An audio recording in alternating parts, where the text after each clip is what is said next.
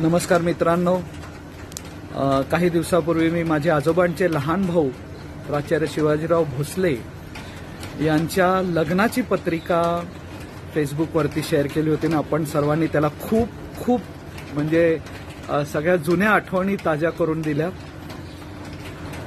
ही पत्रिका मला मिळाली माझ्या जवळचे नातेवाईक बिपिन भाऊ ठोकळ, ज्यांची आई कैलासवासी आमदार माजी आमदार निर्मलाताई ठोकळ यांनी आपल्या कपाटामध्ये जपून ठेवली होती.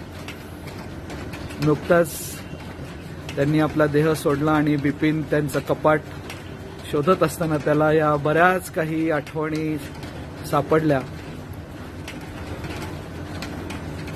ही पिढीच आपल्याला सोडून गेली नाहीये, त्याचबरोबर आपण देखील खूप काही गोष्टींपासनं लांब निघून गेलोय. त्यामुळे असं कधी कधी वाटतं की हा मोबाईल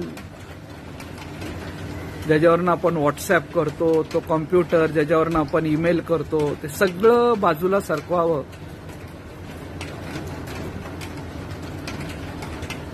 आणि परत एकदा पोस्टामध्ये जावं.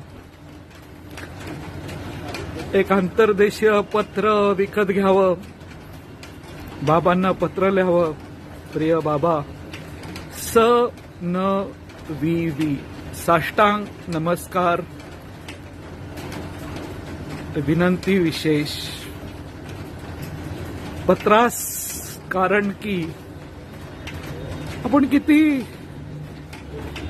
लांब निघून गेलोय या सगळ्या गोष्टींपासून, याची एक जरा जाणीव झाली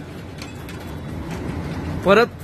आणि मला वाईट याचं वाटतं की जी आपली आजची पिढी आहे त्यांना हे सन विवी, पत्रास कारण की, आंतरदेशीय पत्र, पोस्टकार्ड हे कधीच कळणार नाही.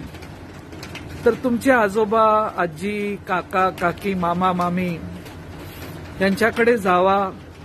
त्यांच्याकडे हा खूप अमूल्य साठा तुम्हाला मिळेल. आणि कधीही ते आपल्याला सोडून गेले तर त्यांनी हे जे जपून ठेवलेलं वैभव आहे ते जपून ठेवा. ते कुठे रद्दीवाल्याला देऊ नका. आणि या आठवणी असतात आणि ते आपण देखील ही आपली संस्कृती जपली पाहिजे. धन्यवाद. थँक्यू. डॉक्टर युवराज भोसले. हरे कृष्ण.